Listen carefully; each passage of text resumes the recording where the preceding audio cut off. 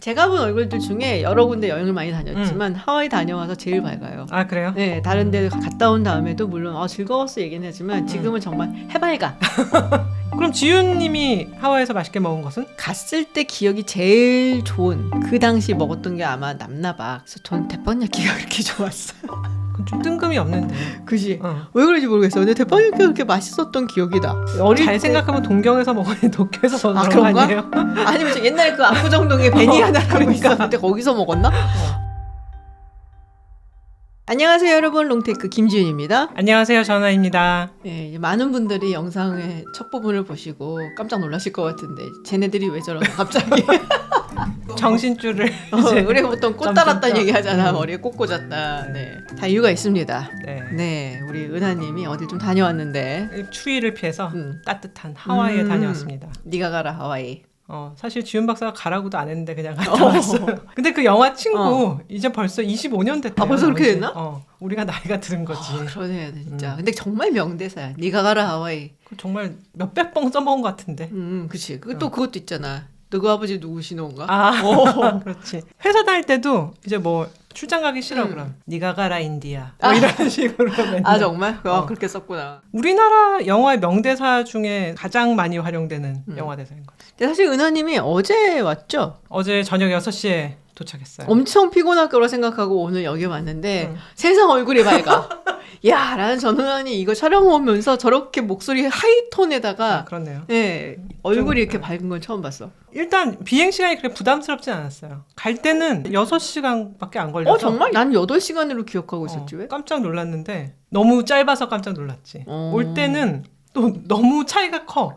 10시간. 그 기류 영향이래요. 그렇기는 할 텐데 보통 한 2시간 정도 차이 나는 줄 알았는데. 굉장히 좀 더 많이 걸리는데. 그리고 오는 길이니까 더 길게 느껴지는 거 아니야? 그렇지. 아쉬운 마음을 내 마음을 하와이에 두고 와서 아쉽지만 왔는데요. 네, 참고로 그래서 우리 은하님이 저한테 이렇게 레이도 선물을 해주시고 여기 보이시나 꽃핀. 그렇죠. 네, 진짜 어릴 때 이후에 핀이란 걸 꽂아본 적 별로 없는데. 아니 그래도 뭔가 이렇게 여행 갔다 오면 그러니까. 선물이야. 그렇지. 툭 내주고 그래서 완전 하와이 티가 나는 이런 꽃핀을 주셨습니다. 그래도 왠지 그러니까 미국 같은 데 갔다 오면 거기에 보통은 아침에 떨어지잖아요. 그렇죠. 네. 먼저 하루를 번 느낌이지. 그치. 그날도 사실 가는 날 저녁 8시 반 비행기를 탔거든요. 여러 가지 일정을 처리하고 탔는데 아침에 내리니까 같은 날 10시 반이야. 완전히 하루를 아낀 느낌, 번 거 같은 느낌. 올 때 까먹잖아. 조산모사야 그러니까 그게 바로. 쓸모없어. 근데 혼자 다녀왔습니다. 나 너무 슬프다 이 말하면서. 그렇지. 하와이에 혼자. 왠지 그 레이첼이 예전에 로스의 그 신혼여행에 따라가려고 하다가 비행기에 혼자 타서 그리스에서 마담 갤러 막 이러면서 혼자 그 여행을 즐겼다는. 근데 어쩌다 혼자 왔어요? 사실은 이 여행을 계획한 건 오래됐어요. 어머니랑 같이 가기로 했었고 6개월 전 정도에 예약을 했죠. 별로 변동이 생길 거라고 생각을 안 했으니까 호텔이랑 항공이랑 물론 제가 이제 계획을 한다는 게 지은 박사처럼 엑셀에다 뭘 막 적는 게 아니라 그냥 항공 예약, 그 다음에 호텔 예약, 그 다음에 하와이 내에서의 이동을 이제 3가지를 예약을 했는데 요즘 워낙 비싸잖아요, 모든 게. 맞아요. 미국 물가가 비싸고 그래서 제일 싸게 하는 건 무엇일까?는 환불 불가 옵션으로 하는 거지. non-refundable. 그치. 거기다가 어떤 호텔들은 선불 결제. 그러니까 예약하자마자 돈을 결제를 하는 거야. 그렇게 했는데 이번에 뜻밖의 집안에 일이 생기면서 어머니가 못 가게 되셔서 생각하니까 돈이 너무 아까운 거야. 이 온갖 호텔비와 다 하와이 내 항공료 이런 게. 그래서 나라도 가지 뭐. 갔다 왔어요. 그래서 이렇게 막 티셔츠도 하나 입고 오시고 완전 하와이풍. 남성분들은 그 셔츠 많이 입잖아요. 그렇죠. 알로하 셔츠. 알로하 셔츠. 그리고 나 옛날에 20대 때 몇 번 갔었는데 크레이지 셔츠라고 있어요. 아직도 있어요. 지금도 있나? 고양이 그려져 있는 맞아. 거. 그래서 그거 많이 사 입고 했었는데 그래서 제가 은하님 혼자 가신다 그래갖고 하와이를 혼자 가는 사람이 있나? 좀 청승맞지. 보통 가족여행 아니면 신혼여행으로 가는 곳인데 그렇다고 뭐 이게 뭐 유럽이라든지 이런 데처럼 혼자서 이렇게 박물관을 많이 다닌다든지 그럴 수 있는 데라기보다는 그냥 쉬러 가는 데잖아. 푹 쉬고 왔네. 그렇죠. 네. 물멍 많이 하고 그래서 보통 이제 가족들이랑 가면 뭔가 액티비티를 좀 하잖아요. 그죠. 크루즈를 한다든지 또는 목장 같은 데 가서 자연을 보고 뭐 여러 가지 동물들이나 파인애플 농장도 가고 뭐 파인애플 농장도 가고 뭐 이렇게 하는데 혼자서 청승맞게 그런 걸 할 수는 없잖아. 그래서 거의 그런 거 안 하고 대신 이제 이때까지 안 갔던 몇 번 하와이를 갔었지만 안 갔던 미술관도 가고. 하와이 미술관이 좋은 게 있어요? 호마라고 있어요. 몰랐네요. 네. 근데 정말 좋은 그림들이 많아요. 거기도 모딜리아니에다가 뭐 고호도 있고 굉장히 좋은 그림 많고요. 그렇구나. 네, 현대 이제 작품들도 굉장히 좋은 그림들이 많고. 그렇구나. 그다음엔 비숑 박물관이라고 하와이의 그 역사, 그다음 하와이 풍습 이런 거에 대해서 이제 모아놓은 박물관도 있고. 이번에는 고래를 보러 폭등 고래 보트를 탔지. 웨일 와칭. 그렇군요. 그래서 나름 알차게 보냈어요. 예전에도 갔었잖아요. 얼마 안 된 것 같은데. 네, 하와이 몇 번 갔는데 가장 최근에 간 건 3년 전에 갔는데 그때 3년 전이 코로나 관련 여행 제한이 막 풀렸을 때예요. 진짜 모든 사람들이 어딘가 가고 싶어서 막 미쳐버릴 때. 그래서 그때 진짜 사람이 많았거든요. 와이키키에 발 디딜 틈이 없었는데 요즘은 미국이 진짜 물가가 비싸잖아요. 그다음에 다른 나라에서 볼 때는 환율이 진짜 비싸지. 특히 우리나라도 환율이 비싸고 그래서 좀 한적한 느낌도 들고 주변을 둘러보면 외국인보다는 미국인 관광객들이 진짜? 많고. 근데 하와이가 제가 예전에 듣기로는 미국 사람들한테도 그렇게 가기 쉬운 곳은 아니라 그러더라고요. 그런가? 그러니까 우리 생각에는 약간 제주도 같잖아. 그렇지. 우리한테 제주도 같지 않을까 싶은데 사실상 거리도 좀 있는 데다가 맞아. 보스턴 같은 데서는 12시간 걸려요. 그러니까 되게 오래 걸린 거라고. 그리고 뭐 비행기 값도 만만치 않고 비싸잖아요, 하와이가. 비쌀 수밖에 없지. 네, 미국 내에서도 사실 굉장히 비싼 곳이기 때문에 뭐 여러 가지 물자라든지 이걸 전부 다 섬이니까 들여와야 되고 그래서 엄청 비싸다 그러더라고. 그래서 그거를 비교를 해봤더니 우유 값으로 비교를 했어. 그래서 1갤런당 우유가 그래서 얼마나 하나. 근데 가장 싼 곳이 내 기억에는 아리조나주였어요. 이렇게 2023년 기준으로 해서 아리조나 카우보이니까 아리조나에는 목장이 많겠다. 야, 뭐 그것까지는 잘 모르겠는데 근데 물가가 거기가 좀 싸다. 그래서 뭐 우유값은 아리조나주가 좀 싼 편이고 대체로 남부나 이런 데는 아무래도 싸죠. 그리고 제일 비싼 데가 하와이였어요. 5불이 넘었어요. 아리조나가 2불 얼마였는데 배가 되는 거네. 네, 그래서 하와이가 진짜 비싸구나. 그리고 기름값도 비싸요. 그러니까 그리고 이제 아무래도 관광지다 보니까 물가가 높아질 수밖에 없잖아요. 맞아요. 물자도 수입해야 되고 인력도 부족하고 그러니까 뭐 물가가 비쌀 수밖에 없는 것 같아요. 하와이 관광청 자료를 봤더니 작년 기준 하와이를 방문한 관광객이 1,000만 명이래요. 1,000만 명? 근데 이제 감이 잘 안 잡히잖아. 그치. 우리나라를 방문한 관광객 수가 작년 기준으로 1,100만 명이라는 거야. 비슷하네? 그냥 비슷하지. 그런데 우리나라 인구가 5천만. 그러니까 그 관광객 대비 인구가 이제 우리나라 인구의 20% 정도의 숫자가 관광객으로 오는 건데 하와이 인구는 놀랍게도 144만. 감당하기 힘들겠다. 그렇죠. 인력적으로 감당하기가 힘든 거죠. 그렇구나. 그러니까 어딜 가나 일손이 부족한 거예요. 이번에 마우이를 갔더니 호텔을 체크인하는데 체크인 타임이 4시. 보통 3시 아니에요? 사실 예전에는 2시 정도. 맞아요. 그래서 2시에 가고도 보통은 방 준비됐어 그러면서 키를 주죠. 그치. 그리고 3시에 가도 대부분은 3시 이전에 키를 받지. 그치. 와, 이번에는 4시인데도 진짜 줄을 너무 서갖고 4시에 들어가질 못했어요. 진짜요? 대신 거기서 과자 한 상자를 줬지. 미안하다고. 정말? 땡큐 하고 받았을 것 같아 나는. 그렇지. 아니 사실은 어머니가 안 계시기 때문에 이게 나 혼자잖아. 어머니가 계셨으면 막 엄마 피곤하시겠다 막 이렇게 생각하는데 갈 데가 있는 것도 아니고 그치. 그냥 로비에서 혼자 되면 그게 좋아. 뭐 앉아있으니까 과자 한 상자가 낫지 라고 생각은 했어요. 근데 마우이 같은 경우에 재작년에 큰 불이 났잖아요. 맞아요. 되게 속상해했잖아. 맞아요. 그때 그 불난 지역 라하이나라 그러거든요. 굉장히 역사타운이라 그래요. 라하이나 역사타운이고 하와이 왕국의 첫 번째 수도였던 그런 지역인데 거기에 이제 숙소를 잡고 좋은 점이 밖으로 나가면은 정말 올드타운에 그런 목조 건물들 그 옛날 미국식 목조 건물들이 있고 이제 유적지도 있고 갤러리도 있고 좋은 식당도 있고 그래서 너무너무 이제 재밌게 어머니랑 다녔는데 묵었던 곳, 밥 먹었던 곳이 다 탔어요. 근데 라하이나 이제 그렇게 다 타는데 그 지역이 그냥 리조트 타운이 아니라 하와이 주민들이 사는 곳과 역사적인 유적이 섞여 있는 곳이에요. 그러니까는 사실 그 지역이 타면서 마우이 분들이 집을 잃은 거야. 그 집도 절도 없게 된 거지. 재건을 해야겠네. 재건을 해야 되는데 재건할 동안 뭐 임시주택을 주고 그랬다는데 너무 살기 어려워서 그 와중에 또 섬을 떠나셨대요. 그 마우이 인구는 더 줄어들고 있다는 거예요. 그러니까는 사실 관광지에서 일하시는 분들도 이제 숫자가 부족한 거죠. 그렇구나. 그래서 뭐 다시 가보니까 좀 복구가 됐어요? 이제 다 정리를 했고 이제 그 잔재 같은 걸 다 뜯어냈고 집을 짓기 시작했다 그러더라고요. 그렇구나. 근데 정말 16개월 정도 걸렸다 그러는데 너무 힘든 세월을 보내셨다 그러고 왜 LA에 불이 크게 났잖아요. 맞아요. 와, LA도 저렇게 다 타서 사람들이 새로 집을 짓고 보금자리를 마련하는데 정말 많은 시간이 들고 많은 고생을 하시겠다는 생각이 들었어요. 근데 항상 뭐 LA나 요 캘리포니아 요 지역은 이제 산불이나 이런 게 늘 있는 맞아요. 곳이니까 그렇긴 한데 요번에는 좀 지나치게 크게 났고 5개가 한꺼번에 났잖아요. 근데 가장 크게 난 곳이 팔리세이드 거기가 맞아요. 완전 부촌이잖아요. 그 말리부 해변가에 있는 억만장자들의 집들 뭐 이거 다 그냥 타버리고 다 막. 탄 거죠. 네, 박찬호 선수 집도 하나 있었다 그러는데 거기 규모가 어마어마한 산불이었는데 그래서 지금 보험사들이 지금 난리가 났다 그러더라고.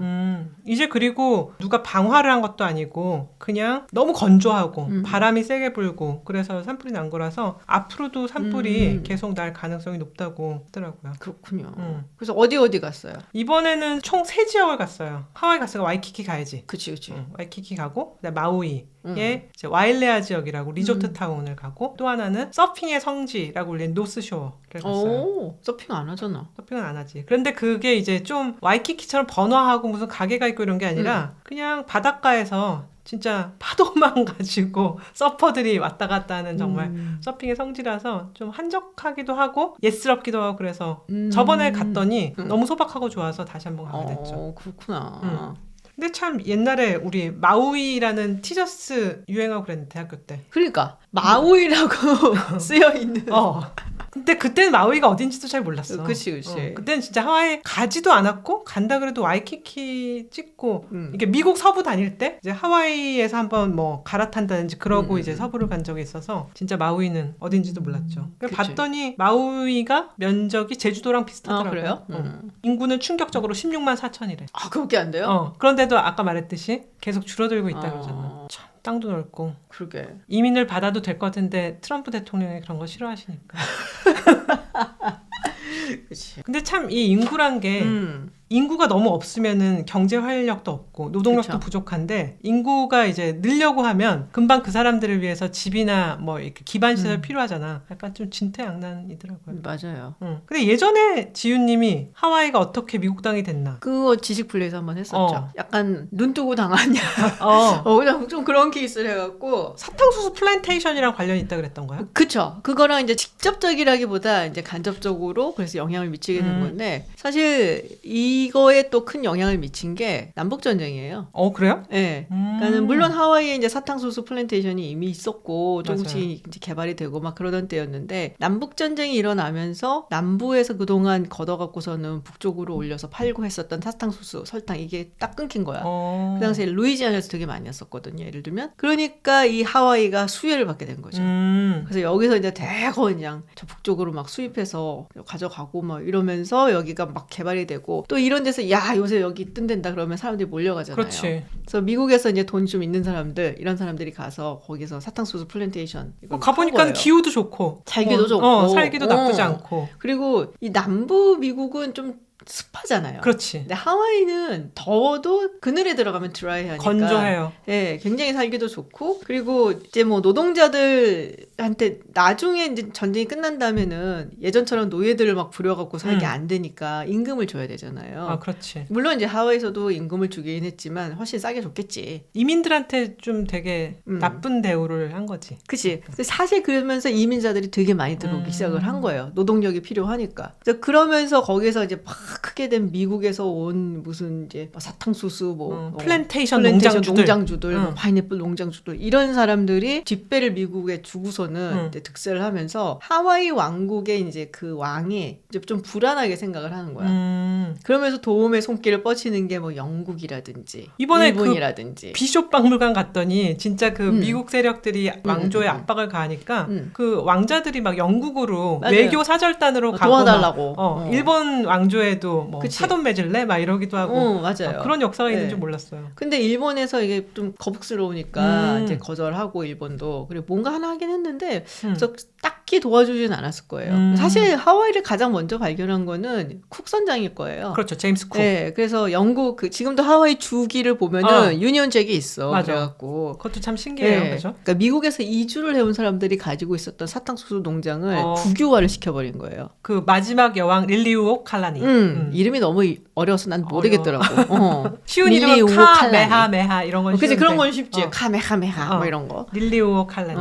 근데 이제 국유화를 하니까 이제 들고 일어서 갖고 무너뜨린 거죠. 하와이 왕조를. 그래도 외부 세력이 와서 왕조를 무너뜨린다고 하니까 좀 충격적이긴 하다. 충격적이죠. 그리고서 미국한테 우리를 주로 편입해 달라고 얘기를 하는데 그때 처음에 안 해줘요.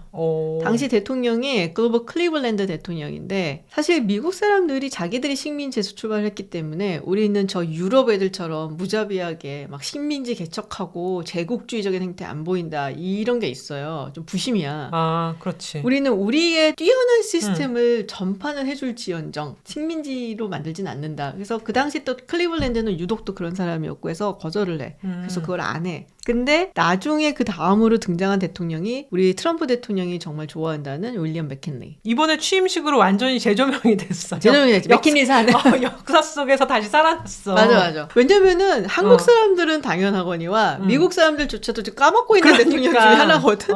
다들 누구? 맥킨리? 근데 제가 지식플레이에서도 한번 다루긴 했는데 트럼프 대통령이 좋아하니까 미국의 역사에 있어서 제국주의적인 대통령 2명 꼽으라 하면은 맥킨리 그리고 시어도 루즈벨트거든요. 사실 맥킨리가 먼저였고 그래서 맥킨리는 그럼 받아들여야지 딱 그러고서는 그때 주로 편입한 건 아니고 준주였을 거예요. 준주. 네. 근데 생각해보면은 이 하와이가 사탕수순이 뭐니 이런 것도 되게 중요하지만 전략적으로 지정학적으로도 되게 중요해요.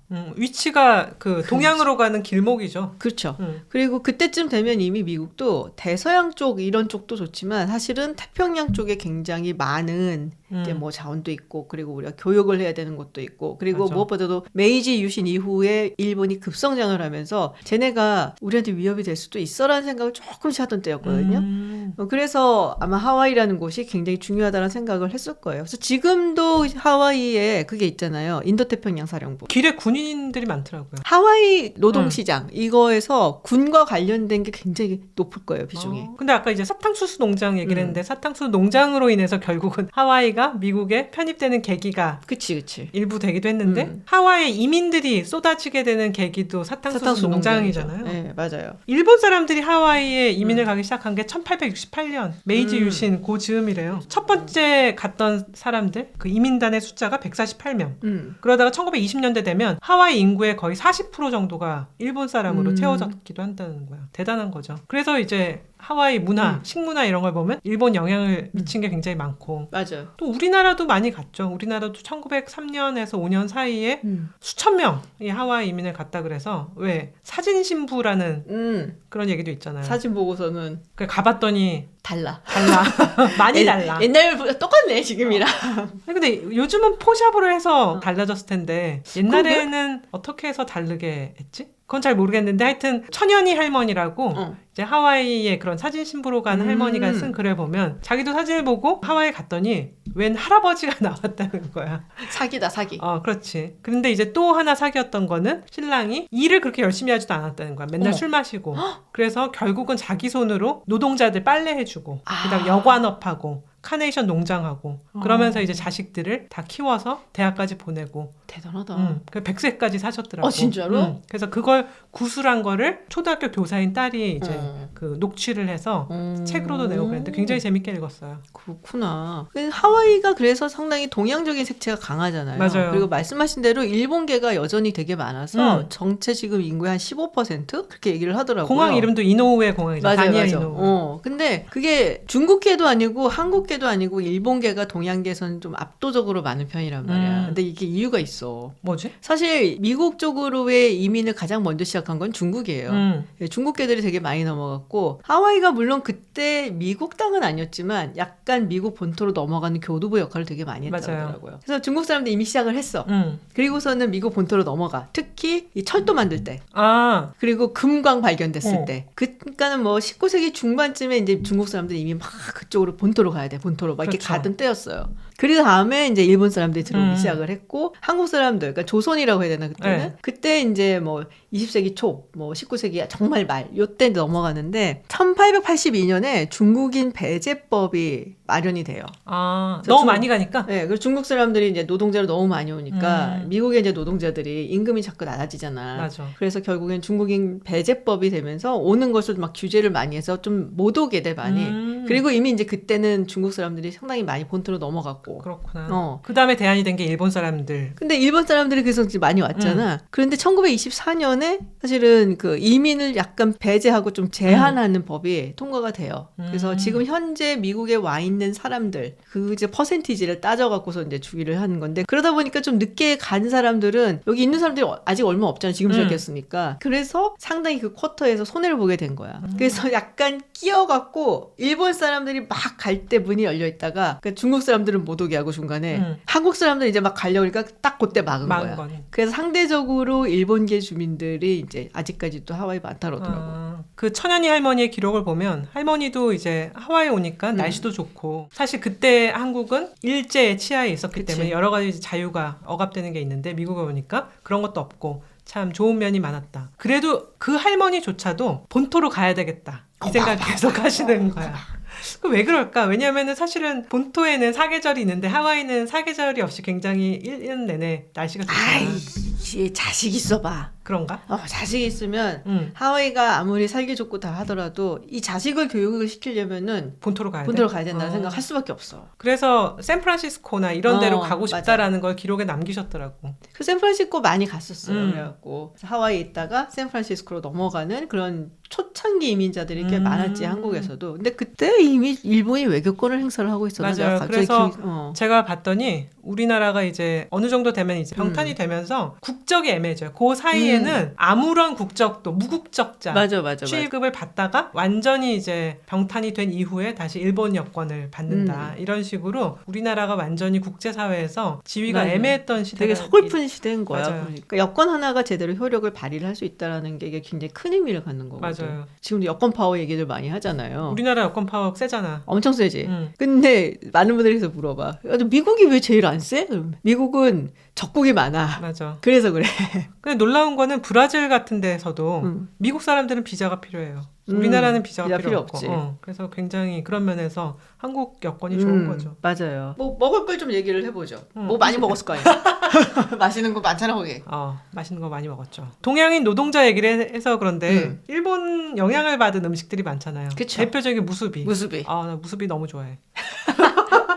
그 다음에 밥에 햄버거 스테이크 얹어 먹는 로코모코. 그런 것들이 이제 다 있으니까 이게 별로 한국 음식을 되게 그리워하거나 그러지는 않고 열흘을 보낼 수 있는데 물가가 너무 비싸잖아. 이거 뭐 어디 좀 빤듯한 데 가서 뭐 먹으려면 $50가 기본이야. 거기다 뭐 팁 주지 뭐 하지. 그치. 이번에 사발면을 왕창 가져왔거든요. 아 진짜? 컵라면을 가져갔지. 종류별로 여러 가지를 가져갔어요. 진라면, 열라면, 김치 사발면, 거기다가 유부우동 이런 것까지 해서 한 $3 주고 무수비를 사서 라면이랑 이제 편의점이잖아 그거는. 그렇지. 한국에서 먹던 식으로 먹었어요. 하와이 가서 그런 거 먹었어? 야, 전운환이 아닌데? 근데 진짜 미국 물가가 너무 비싸. 근데 요즘은 K푸드가 진짜 하와이에도 도래를 한 거야. 아 진짜? 그래서 호텔 바로 옆에 진짜로 한국식 분식점이 있더라고요. 떡볶이, 라볶이. 그래서 야 저기서 먹고 싶다고 했지만 가격표를 보고 참았지. 그렇구나. 무수비 좋지. 무수비 너무 맛있지. 무수비 만들어본 적 있어? 무수비 뭐 만들 필요가 있어. 그냥 한국에서는 밥에다가 스팸 얹어서 김치랑 먹으면 밥에다가 스팸 얹어갖고서 김 말아갖고 먹으면 그럼 먹으면 그걸 뭉치면 무수비고 그냥 풀어놓으면은 그치. 스팸에 밥 먹는 건데 밥에다가 스팸 올렸고 밥에다가 스팸 먹어서 실패한 적 있어? 없지. 실패가 불가능하잖아. 흰밥에 스팸은 진리지. 난 오히려 무스비에 데리야끼 소스 있는 것도 사실 싫어. 하지만 뭐 어쩔 수 없지. 그리고 이제 서핑 문화가 있으니까 뭐든지 좀 간단하게 들고 다니면서 모래밭 옆에서도 먹을 수 있는 그런 걸로도 굉장히 좋더라고. 그렇군요. 또 포케 같은 것도 요새 한국에서 되게 유행하던데. 건강식이라고 유행하나? 먹었어요? 당연히 먹어야지. 하와이 왔는데. 포케는 내가 이번에 정말 음식값에 신경 많이 써서 미디움 사이즈. 왜 이래 전원한답지 않게. 미디움 사이즈 기준으로 한 12달러 해. 그래서 길에서 이제 사서 길바닥에서 먹는 거죠. 야 진짜 상상하기 어렵다. 야, 근데 맛있었는데? 포케?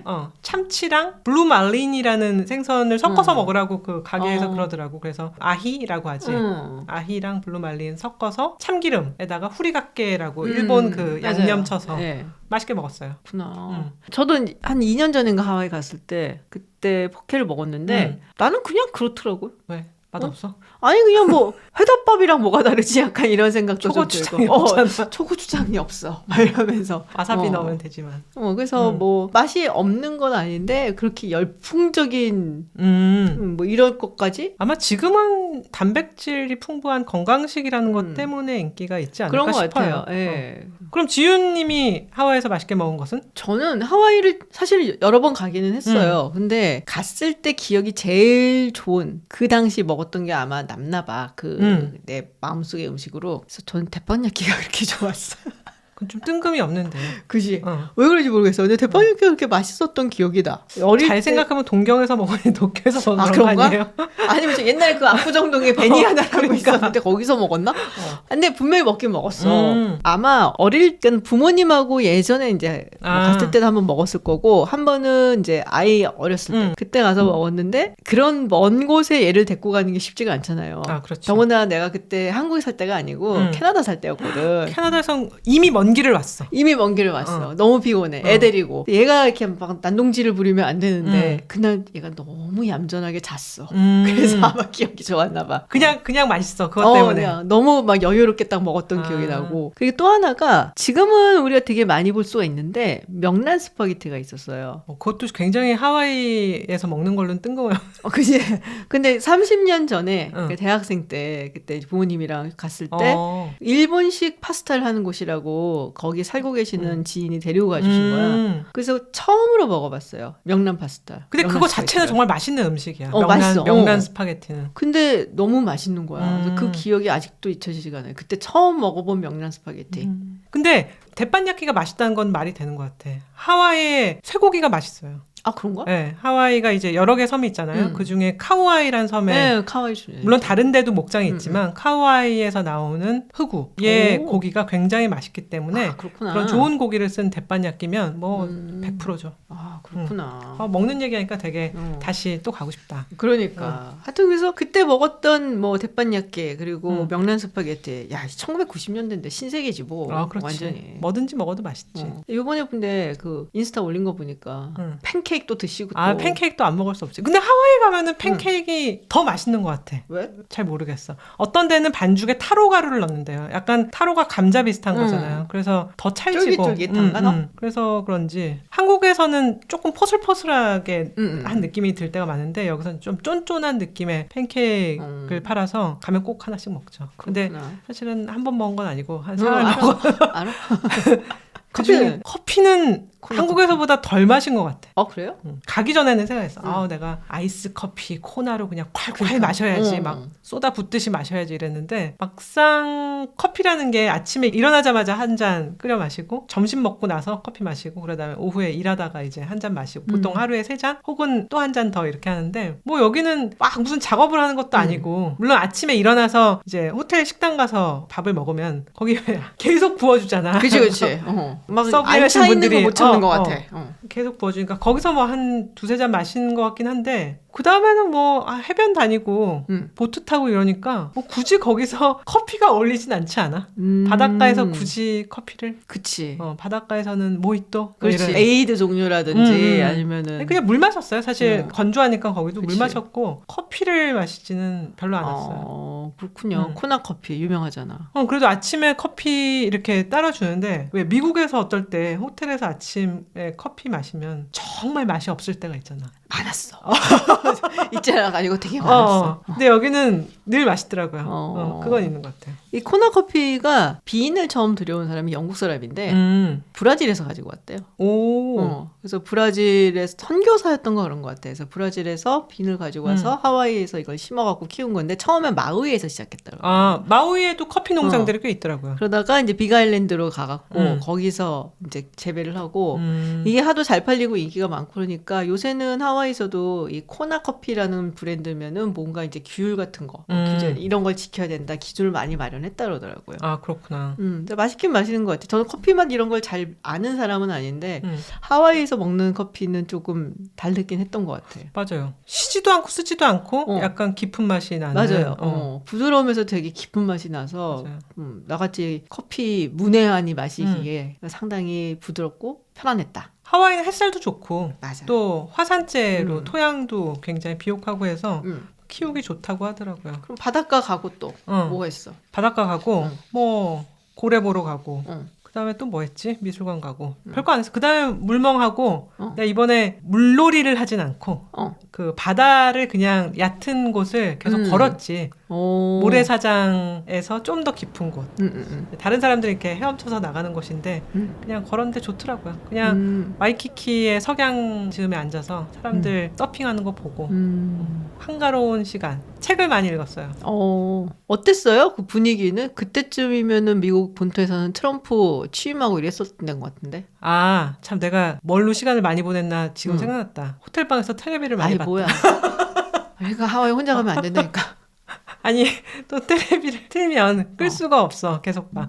근데 요번에 좀 짜증났던 건 틀면 반쯤은 그 트럼프 취임식 반쯤은 대학 미식축구. 근데 둘 다 시끄럽잖아. 근데 트럼프 취임식은 좀 웃겼던 게 팍스 뉴스 이런 데서는 너무 시끄럽게 방송을 해갖고 막 신났지. 또 어떤 데 틀면은 막 다 세상 망했어. CNN은 정말이 오고 있어. 장성곡 나오는 분위기로 막 너무 슬퍼. 그래서 하다가 계속 채널을 이렇게 돌리니까는 미국은 아직도 그 옛날 쇼들을 아직도 하고 있대. 그거 너무 좋지 않냐? 그 진행자가 심지어 죽었어. 내가 알던 진행자는 죽었어. 제퍼디 같은 거. 맞아. 그 내가 모르는 낯선 진행자가 하는데 또 재밌잖아 보고 재밌어. 있으면. 나도 몇 문제 맞출 수 있을 것 같고 막. 그 좀 보다가 그다음에 Wheel of Fortune. 그것도 또. 그것도 해. 야, 패밀리 필드도 아직 하니? 그게 제일 황당했지. 아니 저걸 해? 저건 정말 너무 유치하잖아. 우리 옛날에 그거 가족 오락관 그거 있었잖아. 귀 막고 막. 뭐야? 그렇구나. 저도 사실은 호텔방에서 혼자 TV 보는 거 되게 좋아해요. 너무 좋지 않아요? 너무 좋아. 그래서 제가 미국에 출장이든 뭐든 가면 제일 먼저 하는 게 이제 혼자 가면은 일단 레이스 감자칩과 콜라를 사. 미국에서 먹는 콜라 맛이 다른 것 같아. 진짜야. 그 한국 신라면이 좀 맛이 다른 거랑 비슷한 비슷한 거야. 조금 다른 것 같아. 그래서 콜라하고 레이스하고 기분이 내키면 도리토스도 하나 딱 사갖고 호텔 방에 가갖고 ESPN을 탁 틀어. 정말 한국에서 볼 수 없는 수많은 스포츠 프로그램들이 하는데 옛날 거부터 시작해갖고 막 클래식까지 막 계속 그거만 보고 있는데 너무 좋아. 그게 제일 좋아. 하와이 감자칩도 맛있어요. 맛있네. 하와이 감자칩. 마우이 감자칩도 정말 맛있어요. 그렇구나. 그리고 뭐 텔레비를 너무 많이 봤네. 집에서도 잘 안 보는 거. TV를 너무 많이 봐서 보고 있었더니 하와이의 역사와 문화에 대한 프로도 많이 하더라고요. 뭐 물론 이번에 그 라하이나 화재에 대한 프로도 많고 어떻게 재건하고 있는지, 문제는 무엇인지, 향후엔 어떤 식으로 집을 지어야 화재 위험에 대비할 수 있는지 이런 것도 많이 하고, 하와이의 역사, 아까 말했던 것처럼 미국에 의해서 이제 합병이 됐을 때 결국은 피해보는 사람들이 생기잖아요. 하와이 원주민들 어떻게 땅을 잃었고 어떻게 문화를 잃었고, 그래서 어떻게 좀 그런 하와이 고유 문화를 지켜가야 되는지 이런 것들 했는데, 하와이가 아직도 언어가 있잖아요. 그렇죠. 그거 너무 놀랍지 않아요? 우리는 뭐 알로하, 뭐 마할로, 땡큐가 마할로, 거기다가 가족은 오하나라고 한다 이런 거 있는데 또 이제 텔레비를 보고 길을 나섰더니 생각보다 이 길 이름 같은 것들을 다 하와이 옛날 왕족들 이름 카메하메하, 맞아. 쿠히오 뭐 이런 식으로 그래도 나름대로 다 이런 역사성을 간직하려고 노력을 굉장히 많이 하는구나 생각했어요. 1970년대쯤에 하와이안 르네상스 무브먼트라고 해서 약간 그런 운동이 일어나기 시작을 했어요. 그게 내 생각에는 그 민권 운동이 60년대 막 본토에서 있었잖아요. 근데 그렇죠. 그런 거 영향도 좀 있었던 것 같고 그래서 그때부터 뭐 하와이 원주민들의 잃어버렸던 권리라든지 뭐 그리고 박해를 당했던 부분 뭐 이런 거에 대해서 진상 규명 뭐 얘기도 나오고 그리고 이후에 뭐 해군기지 건설하는 거 뭐 이런 것에 대해서 이제 반대하는 그런 운동도 좀 있었고 전략적으로 분명히 필요한 거긴 한데 또 거기에 거주하고 있는 사람들 입장에서는 여러 가지로 걸리는 것도 있고 하니까 그래서 그 전까지는 별 목소리를 안 내고 있다가 뭐 그때부터 좀 내기 시작을 했다 뭐 얘기가 있더라고요. 그래서 뭐 사실 우리가 우쿨렐레를 한다든지 음악 같은 것들도 다 그런 하와이 역사랑 연관된 경우도 많고 우리가 제일 흔하게 부르는 노래가 알로하오에 그치 알로하오에 그게 그 마지막 여왕 릴리우오 칼라니가 작사 작곡을 했던 진짜? 그 사실은 그냥 사랑 노래래요. 검은 구름 하늘을 가리고 이별의 날은 왔도다.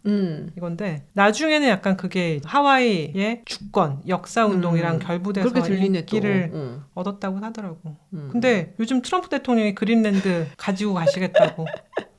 그럼 나중엔 그린랜드도 이런 막 운동이 일어나는 거 아니야? 근데 가져가시지는 못하겠죠? 아니 그게 되게 재미있는 게 캐나다는 말도 안 되고 일단 그거는 말도 안 되고 그린랜드 같은 경우는 사실은 자체적으로 덴마크로부터 독립을 하자는 얘기가 있어요.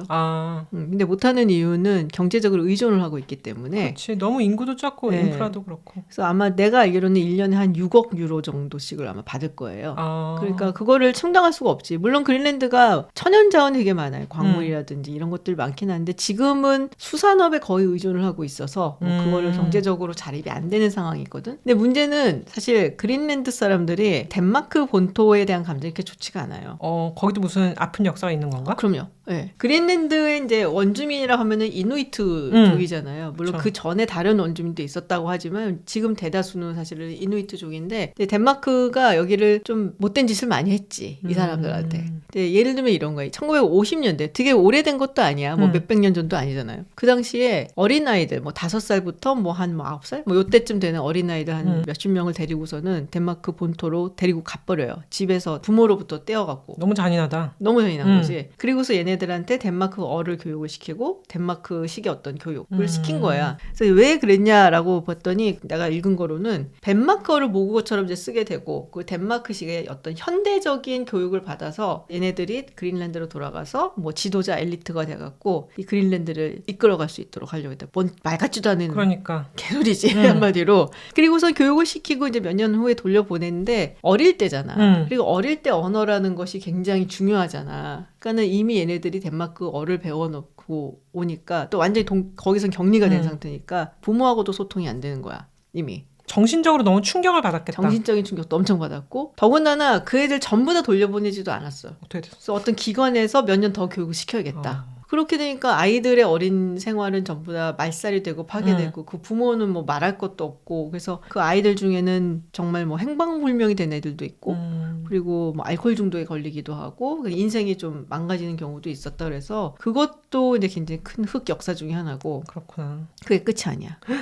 더 있어? 1960년대에서 70년대 사이에 수천 명의 이누이트 여성 이거 심지어 어린 여자 아이들 12살 정도 된 아이들 이 아이들한테 자국 내에다가 기구를 넣은 거야. 피임기구. 세상에. 이 몰랐어. 근데 문제는 무슨 짓을 하는지도 몰랐던 거야. 이 사람들 얘기도 안 해주고. 이유가 있나? 이유가 있지. 여기 그린랜드 인구가 너무 커지기 시작한다. 세상에. 지금 인구가 너무 없어서 걱정인데. 인구가 너무 많아지기 시작을 하고 이제 많아지면은 덴마크에서 사실 거기다 지원해줘야 될 돈이 많아지는 거거든. 그래서 이 인구 증가하는 걸 억제하기 위해서 그런 말 같지도 않은 비인간적인 짓을 한 거지. 좀 반감을 가질 이유가 있구나. 굉장히 얼마 반감을 전에 가질 수 있지. 기사를 봤더니 그린란드 주민 인터뷰를 했더니 물론 뭐 트럼프의 제안이 말은 안 되는 것 같지만 그 트럼프 주니어가 왔다 갔다 이제 몇 번 했잖아. 그랬더니 그런 것이 이제 덴마크 정부한테 좀 자극이 됐으면 좋겠다. 그치. 이렇게 발언을 하는 주민의 인터뷰가 있더라고요. 맞아요. 그리고 이런 이슈들을 조사하는 위원회 같은 것도 되게 최근에 출발했어요. 뭐 2022년 뭐 이때쯤 했으니까. 그래서 우리가 생각하듯이 물론 하와이에 거주하는 원주민들이 미국에 대해서 좋은 생각만 갖고 있는 건 아니지만 뭐 그들의 관계라든지 아니면 알래스카 주민들의 뭐 미국에 대한 생각이라든지 이거하고는 좀 차원이 좀 달라. 트럼프 대통령이 선한 역할을 하고 있는 거야? 뭐 그린란드 주민들 입장에서는 얘기했던 것처럼 그럼 우리는 미국으로 가고 싶어요. 뭐 이거는 아니지만 뭐 팝콘각 뭐 이 정도는 되는 것 같더라고요. 네. 다시 하와이 얘기를 해보죠. 네. 하와이에서 이번에 아쉬운 거는 수중 운동 하나도 안 했는데 그냥 물에서 걷는 거 외에는 아니 왜 갔어? 그냥 앉아만 있어도 좋아. 수영도 좀 하고 그래야지. 근데 물을 무서워해. 아 정말? 응. 나도 무서워해 사실은. 근데 그거는 좀 뜻밖인데 대학교 때 그런 해양 활동을 좀 했잖아. 김지은 박사는. 그 요트 그걸 했잖아요. 응. 그거는 요트가 뒤집어질 때 빼놓고 물에 안 들어가. 그렇긴 배 타고 하지. 나가는 거지. 근데 기본으로 수영을 할 수 있어야 뭐 태워주거나 이런 것도 아니야? 수영을 해요. 할 줄 알아. 그런데 물을 무서워해? 물은 무서워. 그러니까 약간 그 바다의 깊이에 대한 경외감과 공포감을 함께 갖고 있어요. 그런 건 있지. 너무 무서워. 이번에 노스쇼어는 이제 서핑의 성지라고 하는데 노스쇼어에 가면 진짜 바다란 거는 정말 무서운 존재다라고 생각하는 게 파도가 이렇게 달려오는 느낌이야. 거긴 파도가 이렇게 치는 게 아니라 그치. 파도가 막 달려와.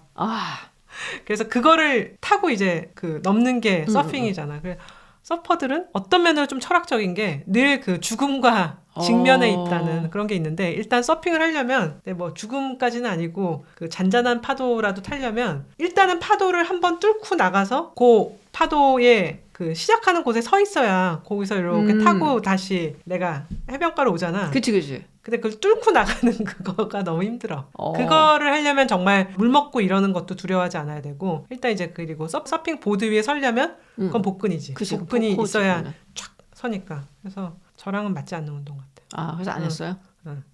옛날에 포인트 브레이크인가? 폭풍 속으로라는 영화가 있어요. 케아누 리브스하고 패트릭 스웨이지 이제 돌아가셨지만 두 사람이 젊을 때 나온 영화인데 되게 재밌어요. 뭐에 관한 거지? 그게 은행 강도와 형사에 대한 얘기인데 그런 거 있잖아. 서핑하는 사람들 보면 약간 좀 간지나고 막 이런 거 있잖아. 그런 애들이 사실은 은행 강도였고 키아누 리브스는 그거를 파헤치기 위해 잠입한 언더커버 같은 그런 사람이었는데 거기서 서핑이 주제고 마지막 부분이 파도 속으로 둘이 서핑보드를 넣고 쫙 들어간 걸 나오는데 뭐랄까 약간 그 파이트 클럽이라는 브래드 핏이랑 에드워드 노튼이 나왔던 영화가 매니아층이 있는 영화거든요. 근데 포인트 브레이크도 내가 알기로는 좀 그런 매니아층이 있는 영화고 내가 되게 좋아했어요. 서핑은 정말 매력이 있는 것 같아. 근데 이제 책을 한번 이번에 가서 호텔 로비에 있는 책들을 봤더니 서핑 역사가 진짜 오래됐다는 거야. 그래요? 그 선교사들이 하와이를 오는데 이제 1800년대 그때 이미 남녀노소 할 것 없이 하와이 사람들이 서핑을 하고 있었다는 거야. 나 또 선교사들이 했다는 줄 알았어. 그런데 선교사들이 그걸 보고 별로 안 좋게 생각했대. 왜? 왜냐하면 그때는 이제 하와이 사람들이 물고기를 잡거나 어업을 하거나 아니면 뭐 타로 농사를 조그맣게 하거나 해서 시간이 많잖아. 그러니까 이제 자기가 할 일을 하고 바닷가 가서 이렇게 서핑을 하는 건데 서핑을 뭐 옷을 갖춰 입고 할 수는 없잖아. 그러니까 좀 헐벗고 하셨겠지. 그러니까 선교사들이 일단 게을러 보이고 그 다음에 너무 옷을 갖춰 입지 않고 약간 외설적으로 보인다 그래서 서핑을 되게 싫어했고 그렇게 생활의 일부였던 서핑이 이제 미국 사람들이 들어오게 되면서 점차로 이제 죽었다가 다시 이제 40-50년대 되면서 정말로 어떤 여흥이라 그래야 되나? 그런 걸로 스포츠로 다시 탄생을 한 거지. 그때부터는 서핑 보드라는 게 굉장히 과학화되고 그러면서 스포츠로 재탄생했다. 그런데 굉장히 재밌었어요. 그 노래 있잖아. Surfing USA. 맞아. 그러니까 그때부터는 서핑이란 거는 그냥 생활의 일부가 아니라 뭔가 쿨한 거 시대였는데 맞아. 정말 그렇구나. 하와이는 그런 멋있는 게 많은 것 같아요. 하와이를 주제로 한 영화도 많잖아. 영화 아까 많죠. 예. 예전에 그 조지 클루니 나왔던 영화 중에 더 디센턴트인가 하는 영화 있는데 그게 하와이 토지의 문제에 대한 거죠. 왕족의 뭐 후예인가 그랬어 조지 클루니가. 근데 조지 클루니는 정말 하와이 주민 왕족의 후예라 그래도 그 외모가 약간 그치. 되는 것 같아. 그래서 그런 영화도 있었고. 주라기 맞아. 주라기 공원도 있다. 주라기 공원을 찍은 곳이 하와이기도 하고. 맞아. 뭐 엘비스 프레슬리도 그래. 블루 하와이. 그것도 영화가 있었던 것 같은데. 있었죠.